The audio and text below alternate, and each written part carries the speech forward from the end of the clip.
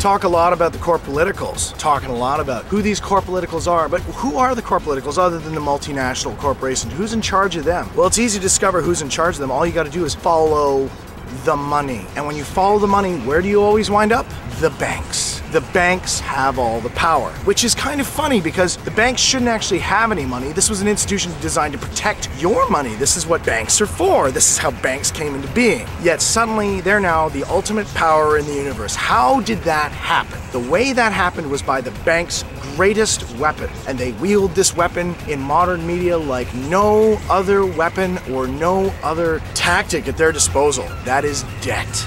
They will try their hardest to drive you as far into debt as they possibly can. The way they do this is by creating wants, creating needs, creating the need for status, buying things you can't afford to impress people you don't even like. They make you think that in order to get laid, you need to drive a certain kind of car. They make you think that in order to be beautiful, you have to smear your face with chemicals. This is what they teach us. They teach us this through the media. They teach us this in the general society. They teach us this in every way they communicate with us. But the way we can avoid all of it, the way we can avoid the pressure, is to avoid debt. And you think to yourself, well, you can't exist in today's society without going into debt. Yes, you can. It's hard, but you can do it. As a WOG, your #1 goal should be to get out of debt, or at least get out of recorded debt. If you can eliminate your records of debt, well, by all means, I would use any means necessary to eliminate any and all records of debt that you possess. The quickest and easiest way to do this, of course, is to simply pay them off, which means you need money, which means you need to work. Because as we all know, if you can't pay your debt, well, then you're a thief, and then you're a terrorist, and then you go to jail, and you wind up locked down somewhere in some slave camp building computers for Dell. So the banks, realistically, are the ones in control, and the way they maintain control is by maintaining a massive debt load upon the populace. This is why they are the robber barons. We can make them powerless, and you can do that by just